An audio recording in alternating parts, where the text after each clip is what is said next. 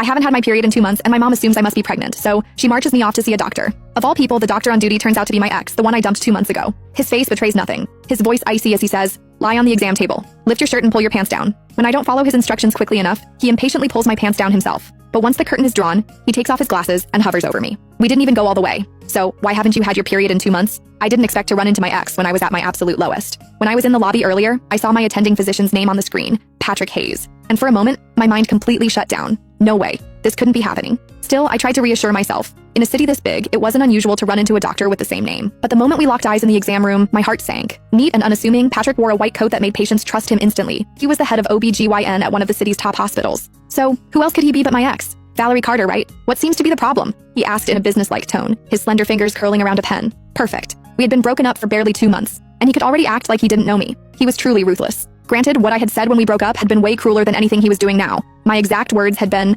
"Patrick Hayes, after today, the only way I'd even consider seeing you again is if you were lying in a hospital bed, begging me to." Now, they had come back to haunt me. We were really meeting again in a hospital, but this time I was at his mercy. He was the doctor, and I was just a patient waiting for my fate to be decided. Forget about gracing him with a visit. His schedule was completely booked, and I couldn't even snag a single slot myself. Ultimately, my mom had to fork out double the usual price and go through all kinds of trouble just to get an appointment from a scalper. Just moments ago, I overheard a group of young women leaving the clinic whispering excitedly about how handsome the doctor was. According to them, the social media hype wasn't an exaggeration. They didn't even need a prescription. Just seeing him in person was enough. He was devastatingly handsome, the kind of face that made them feel like they could live decades longer just to admire it. At the time, I was curious to see for myself. Was everyone named Patrick Hayes that good looking? Now that I had seen him, devastating was the right word. But I wasn't referring to his looks. I meant myself. I was usually sharp-tongued. However, the moment I stepped into the exam room, it was like my voice had been stolen. I couldn't say a word. My mom, of course, didn't notice a thing. She had no idea about the tension simmering between Patrick and me. Instead, she started rattling off my symptoms at full volume. "Dr. Hayes, she hasn't had her period in 2 months. Either she's pregnant or something's seriously wrong.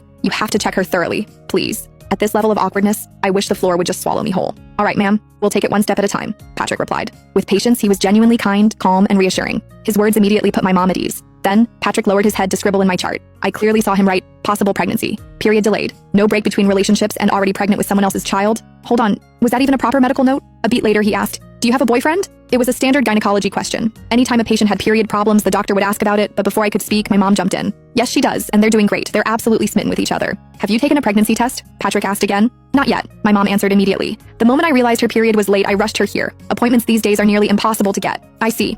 At first glance, Patrick still looked completely calm, but I had already sensed trouble. I could see his grip on the ballpoint pen tightening until his knuckles turned white. Even the pen tip had bent at an